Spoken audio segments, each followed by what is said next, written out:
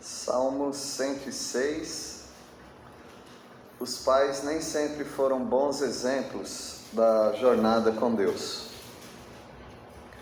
Eu não estou falando dos seus pais, estou falando dos pais de Israel. Você conheceu seu bisavô? Quantos aqui conheceram seu bisavô? Rafael? Você conheceu? Eu? Seu bisavô? Não, né? Então, olha. Mar conheci meu avô. Então, eu conheci um avô, mas eu era criança também. O outro avô morreu quando meu pai tinha 5 anos de idade. Então, pouca gente conhece o bisavô.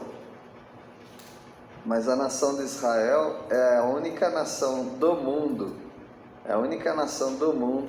que eles podem falar aos nossos pais e remontar a isso, no Salmo 106, a 120 gerações atrás. Então hoje facilmente os judeus podem falar das suas gerações com 200 ou mais gerações. No método do Velho Testamento, que uma geração era 40 anos. Pouco, né? 40 anos, mas é a base que eles têm para a geração. Então, quando nós falamos que os pais nem sempre foram bons exemplos, nós estamos falando dos pais do povo de Israel desde o Egito. Então eles não foram bons exemplos, e eles estão colhendo aqui os resultados de não terem pais, ou os antepassados, né, os antecessores, tão bons assim, andando com Deus. Salmo 105 e Salmo 106 são dois salmos primos, ou irmãos gêmeos até. O Salmo 105, ele também fala de história e fala da fidelidade de Deus. E o Salmo 106 fala da infidelidade de Israel. Então esses dois salmos andam juntos, é muita história aqui. O Salmo 106 foi escrito fora da época normal dos salmos, né? Porque os salmos foram escritos na época de Davi, 1000 anos antes de Cristo. Mas o Salmo 106, ele obrigatoriamente tem que ter sido escrito depois do cativeiro da Babilônia. Ele consegue contar toda a história até o retorno da Babilônia. Então foi naquela época, na época de Esdras, né? De Neemias, quem sabe tenha sido eles, mas ninguém fala que foi eles, porque nós não sabemos realmente quem escreveu o Salmo 106. Então nós vamos ver que os pais, os antepassados de Israel, nem sempre prestaram atenção nas misericórdias de Deus, conforme o Salmo 105, que fala das misericórdias de Deus. Mas o que eles fizeram? Eles reclamaram. E nem sempre os pais se lembraram da unicidade de Deus. Unicidade quer dizer, só existe um Deus. Eles nem sempre se lembravam disso e adoravam outros deuses. E nem sempre os pais se separaram dos impuros. Eles se misturaram com os povos através de casamentos errados e trouxeram a impureza para a nação de Israel. Então vamos estudar. Nós não temos pressa para estudar esses salmos. Vamos estudar a primeira parte. Nem sempre os pais prestaram atenção na bondade, na misericórdia de Deus. Talvez nós também não prestamos muita atenção. Tem pessoas que são mais velhas e elas deveriam ter claramente na vida delas um senso do cuidado de Deus. Porque Deus cuida de nós desde que nós éramos incrédulos. Ele já cuidava de nós. Hoje, olhando para trás, nós podemos ver quantos livramentos que Deus nos deu, mesmo quando incrédulos, como que mesmo incrédulos, Ele nos protegeu de estarmos no meio de más companhias, ou de piores companhias do que nós tínhamos. Pior é meio difícil, hein, Joãozinho? Não é fácil. Não é fácil. Mas o Senhor protegeu de tomar o mesmo rumo que essas más companhias. Então nós podemos ver a misericórdia de Deus, nós temos que lembrar disso. Mas eles não lembravam, eles só reclamavam. No versículo 1 até o versículo 3, nós vamos ver que Deus sempre foi bom para com Israel. Vou pedir para o Cleiton ler versículos 1 a 3. Aleluia! Rendei graças ao Senhor, porque Ele é bom, porque a sua misericórdia dura para sempre. Quem saberá contar os poderosos feitos do Senhor, ou anunciar os seus louvores? Bem-aventurados os que guardam a retidão e o que pratica a justiça em todo o tempo. A misericórdia de Deus dura para sempre, Ele é bom, como o Salmo 73 fala, Ele tem sido bom para com Israel. Israel é a única nação que pode mostrar um registro da bondade de Deus. As outras nações podem ter uma ideia de que Deus é bom. Por exemplo, eu tenho certeza que Deus foi bom para com os meus antepassados, porque eu estou aqui hoje, né? Então, mas eu não tenho a mínima ideia quem eram os meus antepassados. Eu não sei nem quem eram meus avós. Eu não sei nada sobre meus bisavós. Um pouquinho de história a gente sabe, mas e antes deles? E antes dos tataravós? Nós não sabemos nada da história deles. Mas nós temos certeza, Deus foi bom. Quem que pode contar os feitos do Senhor? O povo de Israel pode. Você não pode, mas o povo de Israel pode. Se eles quiserem falar sobre o cuidado de Deus com o povo que estava no deserto, eles sabem tudo sobre isso. Como Deus transformou água amarga em água potável, como Deus fez uma rocha dar uma vazão de água do tamanho de um rio. Eles podem saber como Deus os curou quando foram picados por cobra venenosa. Eles podem falar como Deus os livrou dos inimigos. Eles podem falar tudo, e eles ainda podem falar, está no livro tal, se eles tiverem capítulos, né? No capítulo tal, eles podem falar tudo da bondade do Senhor. Quem saberá contar os poderosos feitos do Senhor, ou anunciar os seus louvores? Israel tem tudo para fazer isso. Mas quando você conversa hoje com judeus, conversei com alguns, eles nem sabem da Bíblia, eles nem sabem. Agora, aqueles judeus chamados ortodoxos, eles são bem ligados às tradições e à leitura da Torá, dos livros da Bíblia, aí esses sabem. Mas a maioria deles não tem noção. Você sabe do Velho Testamento mais do que eles, pode ter certeza disso, porque eles não aproveitam aquilo que eles têm.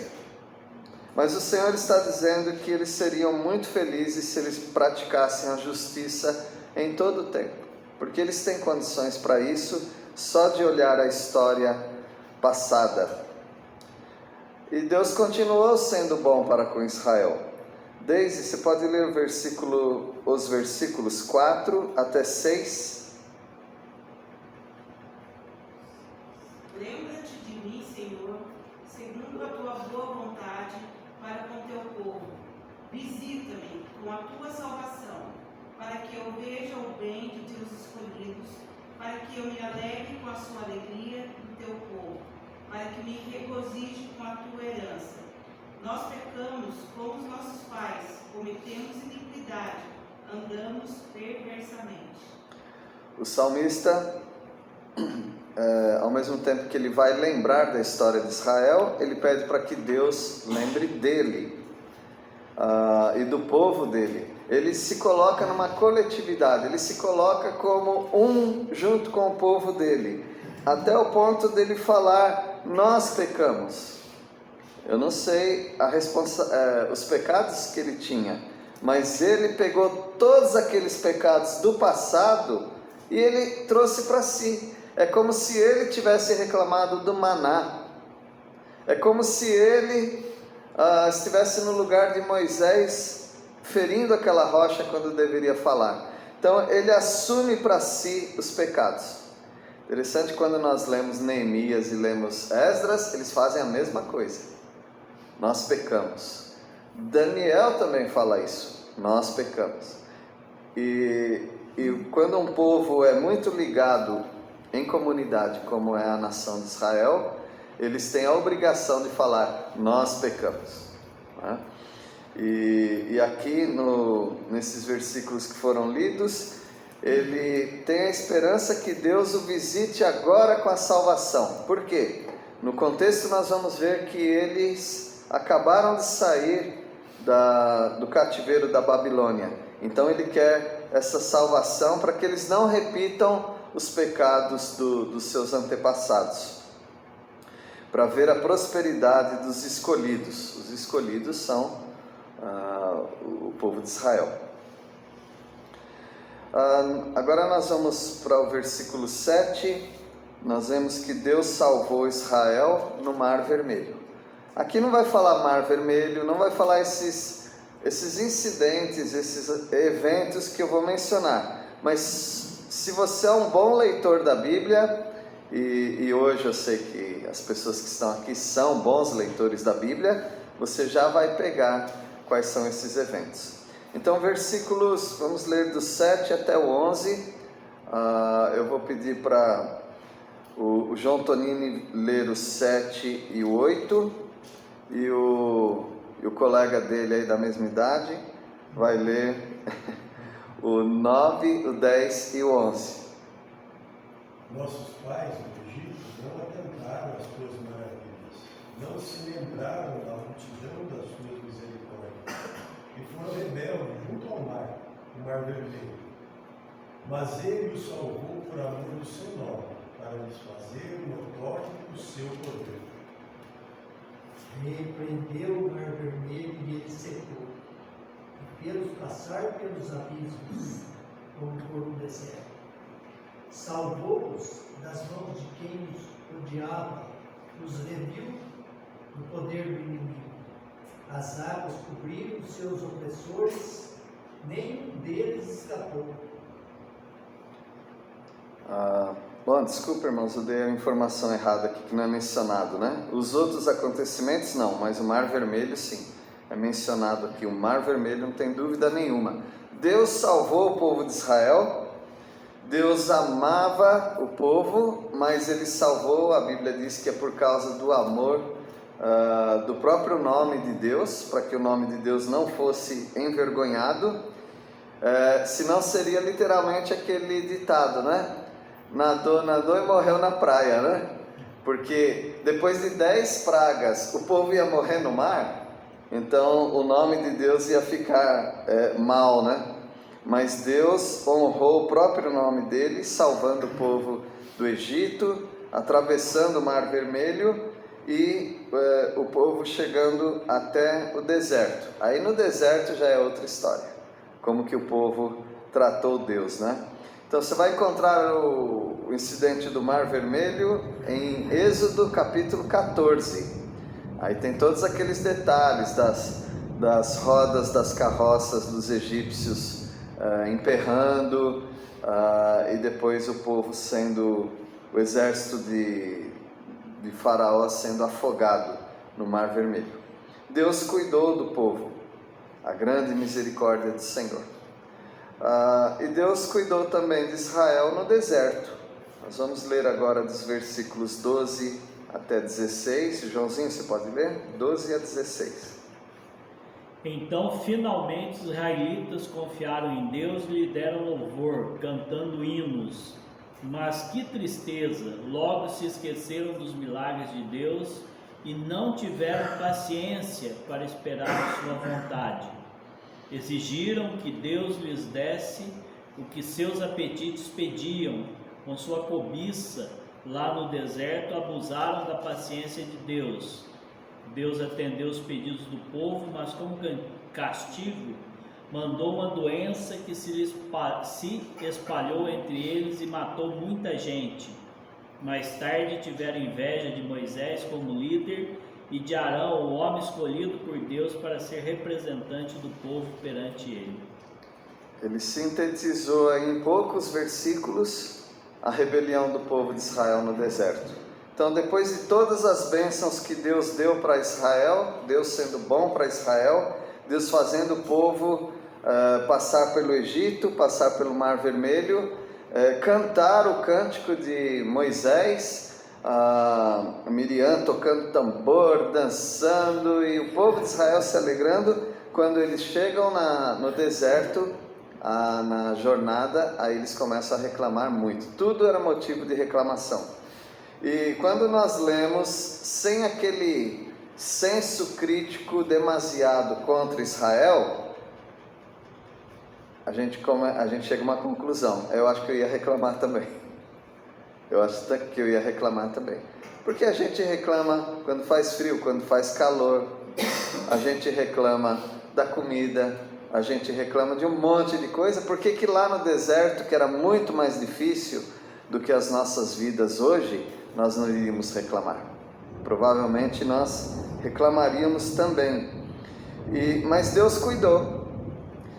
O povo de Israel no deserto, vocês poderiam fazer um teste aí nos capítulos, né? Reclamou 6 vezes, eu fui contando.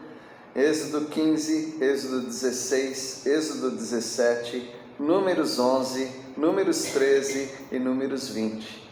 6 vezes o povo reclamou. Aí alguém poderia pensar, por que não 7, né?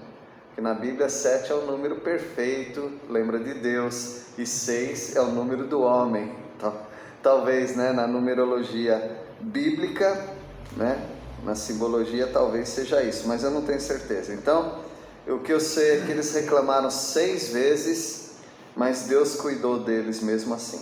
Então, nem sempre os pais prestaram atenção nas misericórdias de Deus, mas prestaram muita atenção na reclamação. Eles reclamaram muito. Eles nem sempre lembraram também de que Deus é o único Deus. O judeu tem um lema chamado Shama, quer dizer, Shama ou Shema, quer dizer ouve. Ouve. Aí o que você lembraria depois de ouve? Ouve, ó Israel. Isso, Senhor teu Deus é o único. Então isso está lá em Deuteronômio 6, versículo 4. Se algum dia você encontrar um judeu, você fala, você pode me falar o Shema judaico? Ele vai falar, o que é isso? Você não sabe o que é Shema judaico? Então eu vou te ensinar, tá bom? Aí você ensina para ele. Deuteronômio 6, 4. Nosso Deus é o único Deus. Eles se esqueceram disso. Eles reclamaram da liderança, e quando se reclama da liderança de Deus, está reclamando de Deus. Eles caíram para a idolatria, eles caíram para a imoralidade, para a independência de Deus. Eles quiseram independência de Deus. Veja, por exemplo, os versículos 17 e 18, e vamos ver, quem sabe de quem que eles estão tratando. O Ronaldo pode ler o 17 e 18. Abriu-se a terra e tragou a Datã, e cobriu o grupo de Abirão. Ateou-se um fogo contra o seu grupo, a chama abrasou os ímpios. Então Deus castigou esse bando. Esse bando aqui fala o nome de 2, mas não fala o nome do principal. Quem era? Rofim. É o bando de Corá. Esse é o Corá. Esse é o bando de Corá. E Deus traz um juízo contra eles. Por que reclamaram da liderança de Arão, de Moisés, e não aceitaram o que Deus está fazendo na vida deles. Será que eu acertei aqui o nome? Vamos ver. É Números 16. Números 16. É, Corá mesmo. Corá, Datã e Abirão. Quando Deus abre a terra, né? E eles são engolidos. Bom, o povo adorou um bezerro de ouro. Muita gente pensa que o bezerro de ouro seria um ídolo do Egito. Não, o bezerro de ouro era o Deus de Israel transformado naquele bezerro de ouro. Então, como Paulo falou em Romanos 1, 18 a 32, ele fala que a culpa dos pagãos é que eles transformaram, ou mudaram, né? Mudaram a glória de Deus à imagem de... mudou a imagem de várias coisas.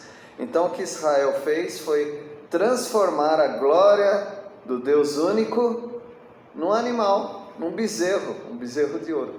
Então essa é a idolatria já é ofensiva.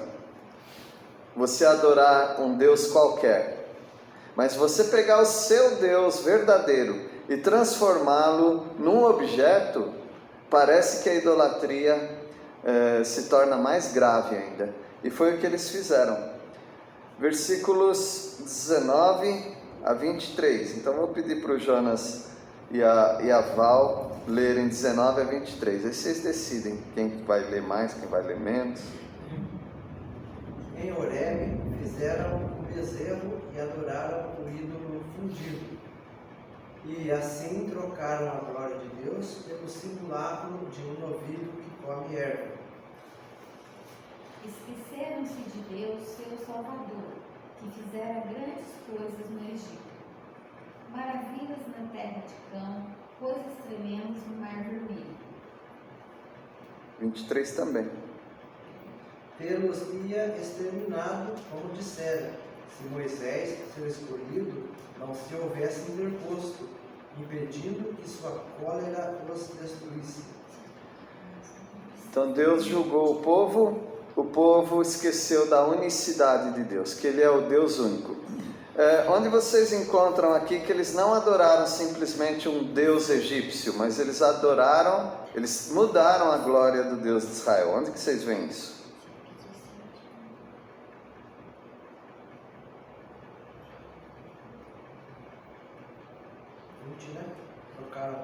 Trocaram a glória de Deus pelo simulacro. Simulacro é uma semelhança, né, de um novilho que come erva. Então trocaram Deus por isso. Então, se nós lembrarmos, né, do que Deus fez no livro de Daniel com Nabucodonosor, Deus transformou a glória de um rei num bicho que comia erva. Lembram? Ele se transformou como se fosse um bicho comendo erva. Então o que eles fizeram? A mesma coisa. Eles transformaram o Rei dos Reis, o nosso Deus único, num animal que, se tivesse vida, estaria comendo erva. Mas nem isso, né? Nem vida tinha, porque era feito de metal, de ouro. Deus foi muito bom para com Israel. Deus foi muito paciente. E Deus prometeu destruir a geração que duvidou de Josué e Caleb. Lembram desse evento também? Quantos espias foram enviados? 12. Né? Pode falar, pastor. Só no verso 21, aí fala que eles esqueceram-se de Deus, seu Salvador. Normalmente eles usam a palavra Senhor, né, para Israel. Isso. E aqui está Salvador em maiúsculo mesmo. Não é só Hero, mas é o que salvou as nossas vidas. Quase que não se usa isso no Velho Testamento. Quase nada, é verdade.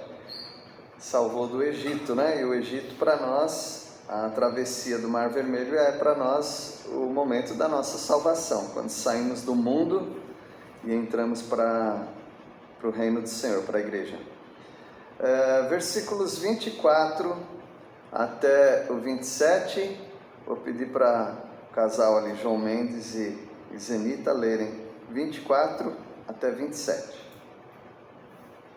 Também desprezaram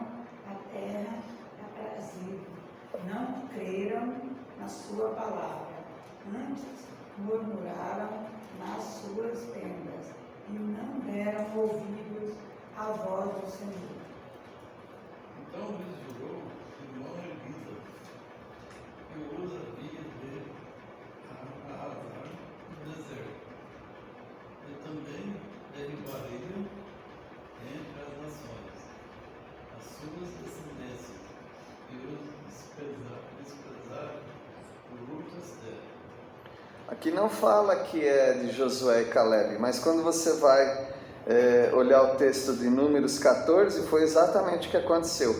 Eles duvidaram, aqui fala, não deram crédito à sua palavra, desprezaram a terra aprazível, porque Deus trouxe através deles aqueles cachos enormes de uva, o fruto da terra. Em vez de eles falarem, olha quanto Deus tem ali para nós, é uma terra que mana leite e mel. Em vez de eles falarem isso, o que eles falaram? Vocês lembram? É uma terra que só tem gigantes, e eles olham para nós como se nós fôssemos gafanhotos. Eles desprezaram a terra prometida. E o que aconteceu logo depois, se você ler o relato, é que Deus, a partir daquele momento, Ele falou, vocês vão morrer na areia do deserto, vocês vão morrer, essa geração toda vai morrer. E só escaparia mesmo Josué e Calebe.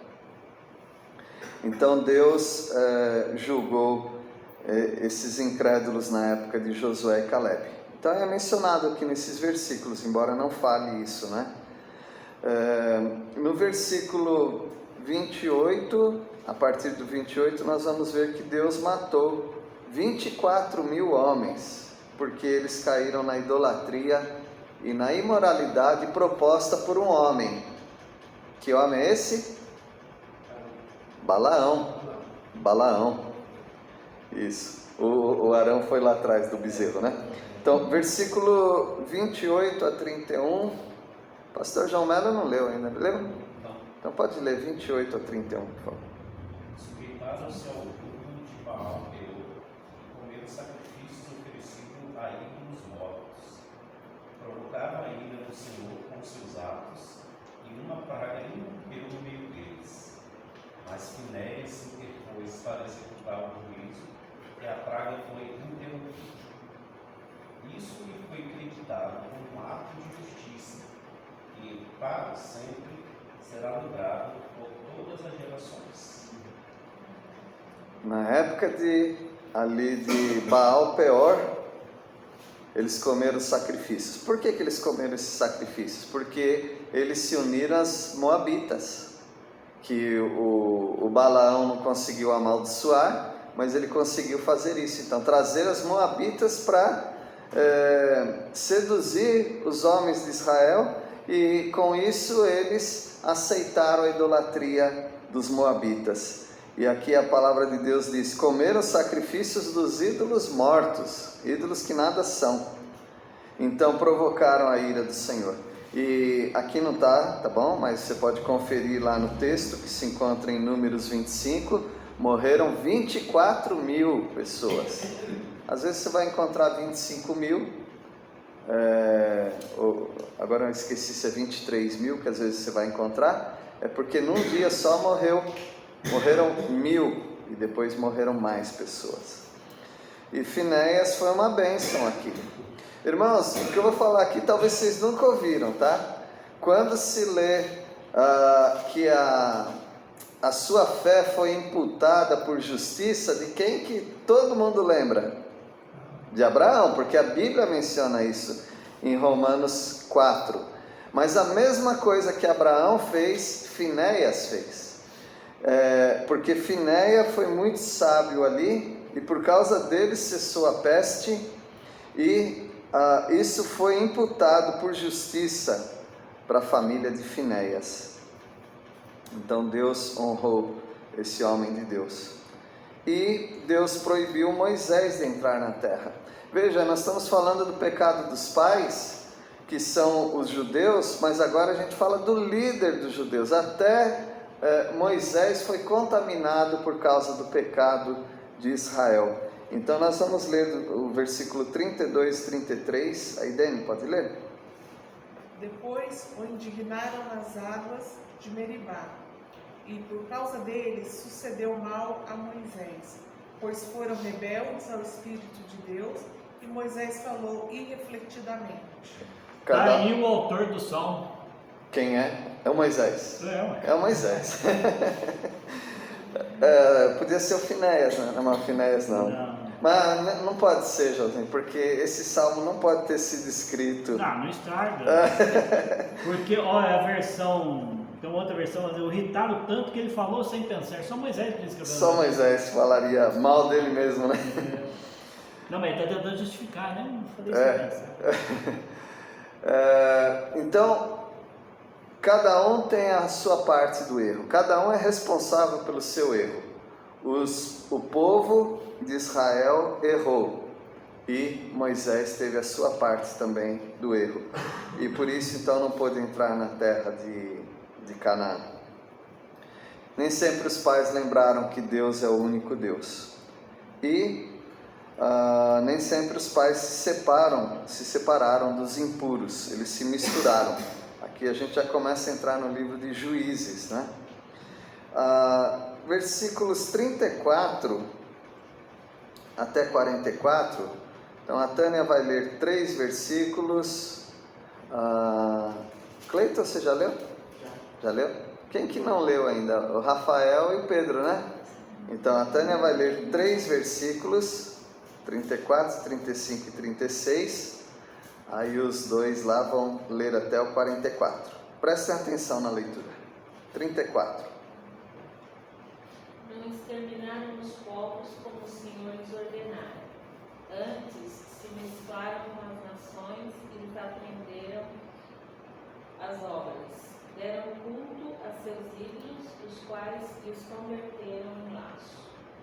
Isso, então, aqui foi já na época dos juízes que eles começaram a cair no erro, né, das nações.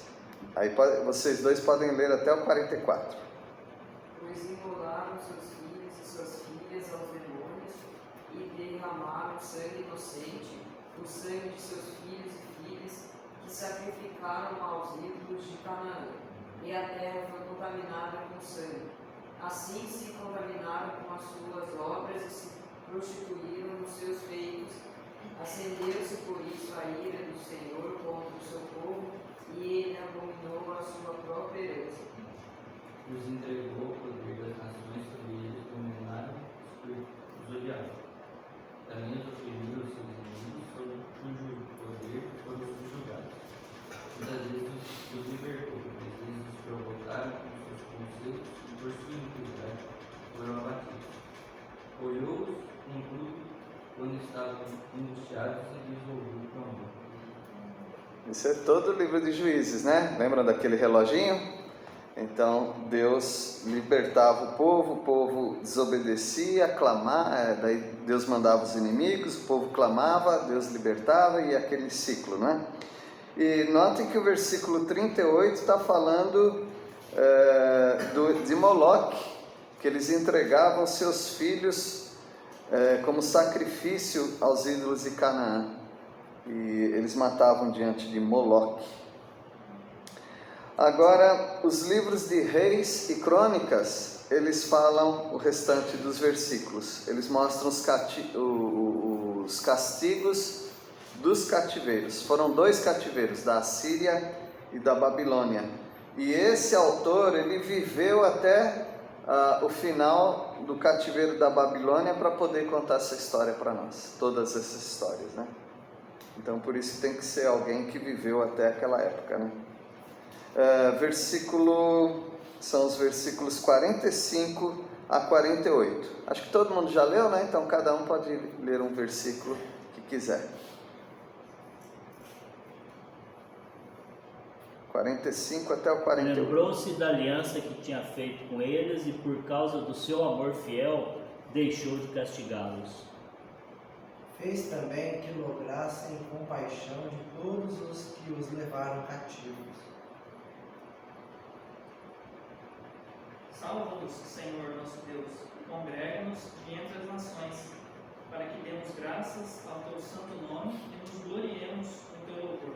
Bendito seja o Senhor, Deus de Israel, de eternidade a eternidade. E todo o povo diga amém. Aleluia. Aqui fala que Deus teve compaixão e Deus cuidou deles mesmo no cativeiro. E o salmista, ele pede para que Deus os congregue dentre as nações, ou seja, que eles venham das nações e sejam congregados. Isso já mostra o futuro também, quando Deus vai reunir o povo de Israel.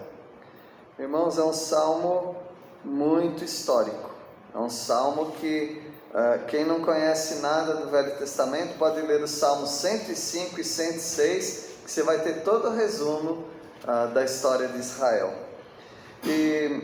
E aqui tem algo importante também nesse salmo. Aqui termina o livro 4, porque Salmos são 5 livros, né? Dividido em 5 livros. Aqui termina o 4º livro de Salmos.